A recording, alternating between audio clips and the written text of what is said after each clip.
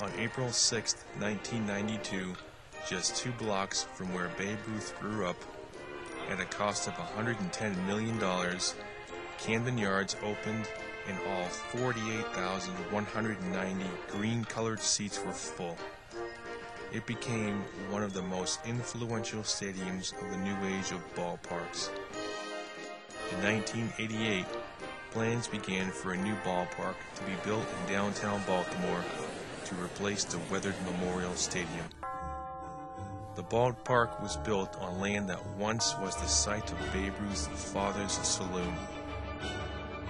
The ballpark was built similar to ballparks built in the early 1900s, and nearly every team that built a new ballpark after 1992 followed it.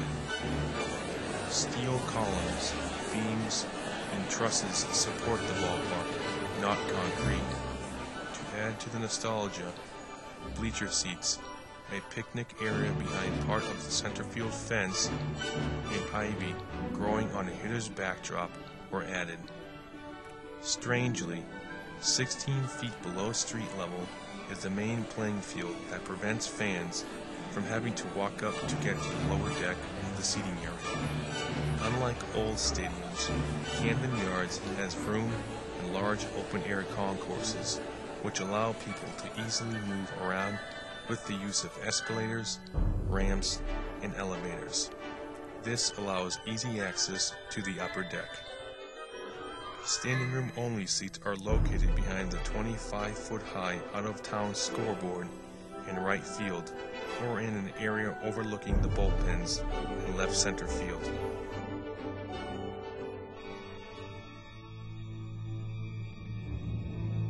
Since its opening on April 18, 1923, at a cost of $2.5 million, Yankee Stadium has been home to more Hall of Fame players and more than 24 World Championships. It started on May 5, 1922, on a 10-acre site less than a mile from the Yankee former playing ground in the Bronx. It took only 284 days to build. It was built mainly of steel and concrete. The ballpark became the first to have 3 tiers of seating, consisting of 58,000 seats that stretched behind home plate and up the baselines. It was also the first ballpark to be called a stadium because of its enormous size. The lower deck continued until it met the wooden bleachers behind the outfield fence. Beyond the bleachers in right field, also known as Ruth and Garrettsville, was the scoreboard. The original dimensions of right field were at 295 feet, center was 490 feet, and left field was 281. Center field became known as Death Valley because of its distance from home plate. Changes were made to eliminate posts and columns that supported the upper deck. Unlike other ballparks, they installed new 22-inch blue plastic seats and replaced the old 18-inch wooden green seats. This reduced the capacity to 54,000. Of course, new luxury suites and concessions were added along with the remodeling of the press box and restrooms. Another unheard feat was to eliminate climbs to the 3rd level. Escalators and elevators were added to parts of the exterior of the stadium. These renovations took 2 years, twice as long as the construction, but Yankee Stadium reopened on April 15, 1976. The stadium went from being known as the house Ruth built to the house Steinbrenner rebuilt.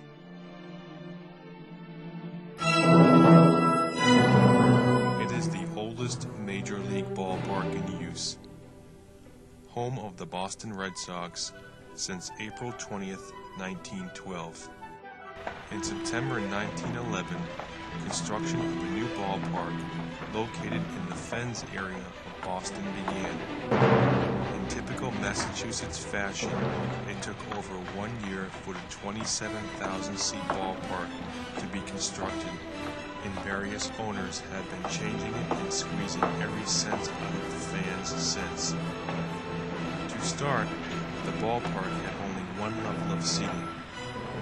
Left field was 321 feet, center was 488 feet, and right was 314 feet.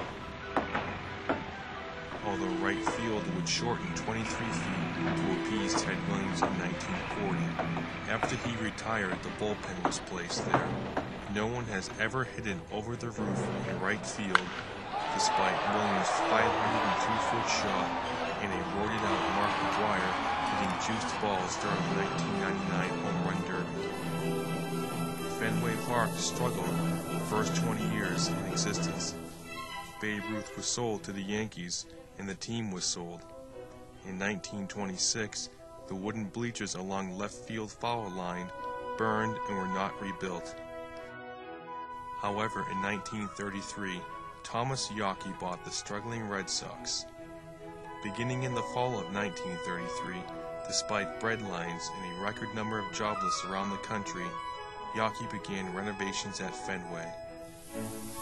Wooden seats in right and center field were replaced by concrete stands, and the entire grandstand was enlarged. The seating capacity increased from 27,642 to 33,817. That was minor compared to the ever-famous 37-foot high wall in left field that was built. This wall was covered with advertisements, and at the base was a hand-operated scoreboard.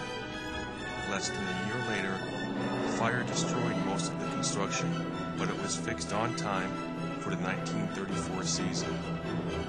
Rather than calling this wall Phoenix, they decided on the Green Monster. A couple of years later, a 23-foot net was placed above the wall to prevent damage to nearby businesses from flying balls. Despite it causing unfair wind conditions, in 1973, a $1.3 million video scoreboard was erected behind the bleachers in center field. To make the press happy, their area was enlarged, enclosed in glass, and air-conditioned. That lasted only 5 years as luxury boxes were added where the press boxes were located, again moving the press. To bring big-ticket buyers in, additional seating was added along parts of the rooftop and down each baseline. New teal and red seats replaced many of the old wooden seats. 2002, rather than expanding legroom inside the minuscule grandstand and bleacher area, they decided to add 250 bar-style seats atop the Green Monster in left field, giving fans a new view of the park. They did not stop. After the 2003 season, the team added additional expensive seats atop the roof in right field.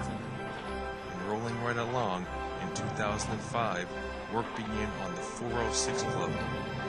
It was renamed the corporate-sponsored EMC Club and features 406 open-air seats directly behind home plate in the same location where the non-funded corporate 406 clubs were located. A pavilion of 400 open-air club seats above the EMC Club and more pavilion-level seats down by the baselines were added during the off-season, increasing the seating capacity to over 38,000 and pushing the average fan away with outrageous ticket prices. Current ownership of the Red Sox is committed to, quote, improving and renovating Fenway Park instead of building a new ballpark.